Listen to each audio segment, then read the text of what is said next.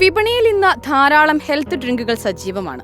പക്ഷേ ഇതൊക്കെ കുട്ടികളും മുതിർന്നവരും ഉപയോഗിക്കുമ്പോൾ അത് നമ്മുടെ ശരീരത്തിന് നല്ലതാണോ എന്ന് നമ്മുടെ മാതാപിതാക്കൾ എപ്പോഴെങ്കിലും ചിന്തിച്ചിട്ടുണ്ടോ? എങ്കിൽ ഹെൽത്ത് ഡ്രിങ്ക് എന്ന പേരിൽ വിൽക്കുന്ന ബോൺവിറ്റ ഉൾപ്പെടെയുള്ള പാനീയങ്ങൾക്കും പാനീയം ഉണ്ടാക്കാൻ ഉപയോഗിക്കുന്ന പൊടികൾക്കുമെതിരെ കേന്ദ്ര സർക്കാർ നടപടിയെടുത്തിരിക്കുകയാണ്. ബോൺവിറ്റയെ ഹെൽത്ത് ഡ്രിങ്ക് വിഭാഗത്തിൽ ഉൾപ്പെടുത്താൻ കഴിയില്ല എന്നാണ് കേന്ദ്രത്തിന്റെ നിലപാട്. ബോൺവിറ്റയിൽ അനുവദനീയമായതിലും കൂടുതൽ പഞ്ചസാരയുടെ അളവുള്ളതായാണ് ദേശീയ ശിശു അവകാശ സംരക്ഷണ കമ്മീഷന് കീഴിലുള്ള സമിതിയുടെ കണ്ടെത്തൽ. ഇതോടെ ബോൺവിറ്റ ഉൾപ്പെടെയുള്ളവയെ ഹെൽത്ത് ഡ്രിങ്ക് വിഭാഗത്തിൽ നിന്ന് പിൻവലിക്കണമെന്നാണ് വ്യവസായ മന്ത്രാലയം ഉത്തരവ് നൽകിയിട്ടുള്ളത്. NCPCR സമിതി CRPCയുടെ 14-ാം അനുച്ഛേദ പ്രകാരം നടത്തിയ അന്വേഷണത്തിൽ SSSAI നിയമങ്ങളുടെ അടിസ്ഥാനത്തിൽ ഹെൽത്ത് ഡ്രിങ്ക് എന്നൊരു വിഭാഗം ഇല്ലെന്ന് കണ്ടെത്തി. അങ്ങനെ അവകാശപ്പെട്ടുകൊണ്ട് പാനീയങ്ങൾ വിൽക്കുന്നത് നിയമപരമല്ലെന്ന് കണ്ടെത്തിയതായും ഏപ്രിൽ 10-ന് പുറത്തിറക്കിയ വിജ്ഞാപനത്തിൽ പറയുന്നു.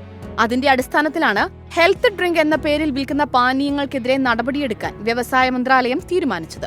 കൂടാതെ FSSAI നൽകിയ നിർദ്ദേശങ്ങൾ പാലിക്കാതെ ഹെൽത്ത് ഡ്രിങ്ക് എന്ന പേരിൽ വിൽക്കുന്ന പാനീയങ്ങൾക്കെതിരെ നടപടിയെടുക്കാനാണ് നിലവിലെ തീരുമാനം. പാൽ ഉപയോഗിച്ചുണ്ടാക്കുന്ന പാനീയങ്ങളെ ഹെൽത്ത് ഡ്രിങ്ക് എന്ന് വിളിക്കുന്നതിനെതിരെ FSSAI നേരത്തെ രംഗത്ത് വന്നിരുന്നു. ബോൺവിറ്റയിൽ പഞ്ചസാരയുടെ അളവ് അനുവദനീയമായതിലും അധികമാണെന്ന വിവരം ആദ്യം പുറത്തുവിടുന്നത് ഒരു യൂട്യൂബറാണ്. അതുമാത്രമല്ല, ബോൺവിറ്റയ്ക്ക് നിറം നൽകാൻ ഉപയോഗിക്കുന്ന കാര്യങ്ങൾ ഉൾപ്പെടെ ശരീരത്തിന് ഹാനികരമായ നിരവധി രാസവസ്തുക്കളുടെ സാന്നിധ്യവും ബോൺവിറ്റയിൽ ഉണ്ടെന്ന് യൂട്യൂബർ പറഞ്ഞിരുന്നു. ആ വീഡിയോ പുറത്തുവന്ന ശേഷമാണ് അധികൃതർ ഇത് പരിശോധിക്കുന്നത്.